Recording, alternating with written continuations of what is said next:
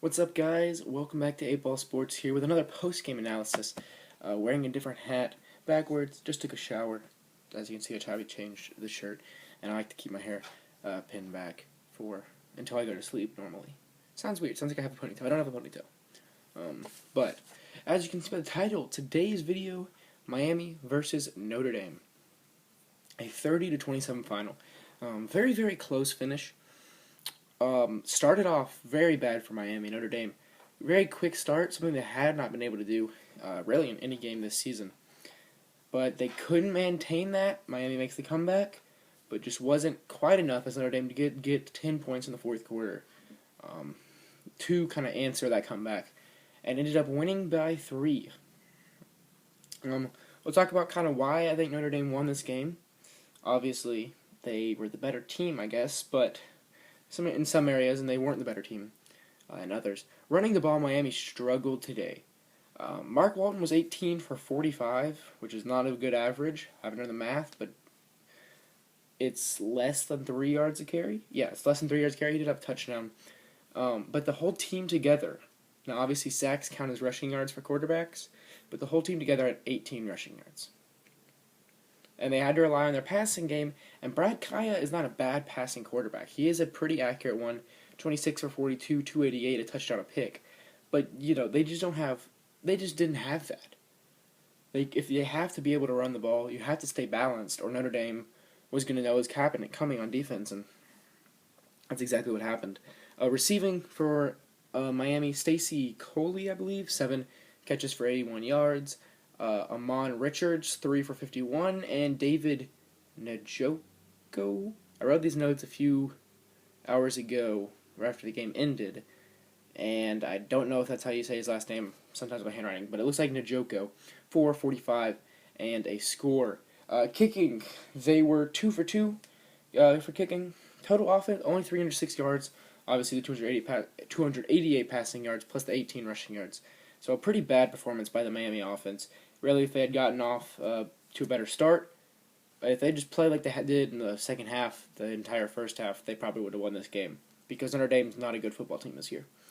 One turnover was the interception. Okay, we'll get into everything else later. Notre Dame, their running game was actually very, very solid today. Josh Adams, 12 carries for 94 yards and a touchdown. Probably should have gotten more carries. I know Kaiser is a good quarterback.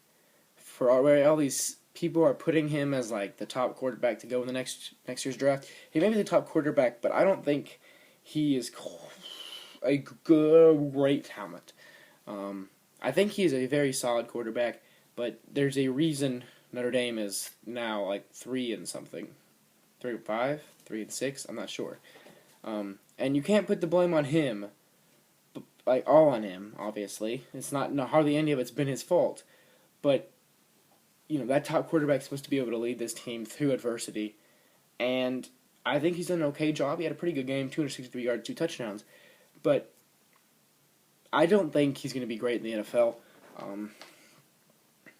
don't know. I mean, you can share your opinion down in the comment section below for sure. I don't think there's really any good quarterbacks that are going to really fit well in NFL pro system coming out of college this year. Brad Kaya is actually a reasonable option, in my opinion, to be taken second round, maybe even first. I mean, I don't know. I've seen some different draft boards, but he's a fairly solid quarterback as well. But most people are putting Kaiser up there for like the top quarterback taken, and I just don't see it. Sorry, that's just my opinion though. Receiving, Kevin Stefferson, 2 for 78. All right, I don't want to try to pronounce it. Equanimus. St. Brown. We're just going to call him St. Brown. St. Brown, 672 and 1 score. And Torrey Hunter Jr., I do believe the son of Torrey Hunter. I'm assuming that. Who just got married recently, by the way. Fun fact. 557 and a score. It's going to be weird if he's not the son of Torrey Hunter, but the son of Torrey Hunter did get married recently. So if that is him, then congratulations. And he had a touchdown. And they won. Kicking, they were 3 for 3, so no mistakes in the special teams area. Running the ball, 148 total yards. Total offense, 411. So 148 rushing yards, 263 passing yards, 411 total yards. Neither offense, really. Wow. neither offense really got.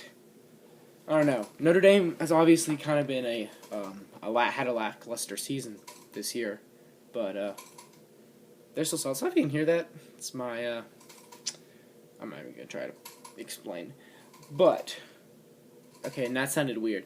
It's my guinea pig drinking water. Okay, turnovers, 2 for Notre Dame, which I believe were both fumbles, because no interceptions were thrown by Kaiser. So, and I don't think they put another quarterback in.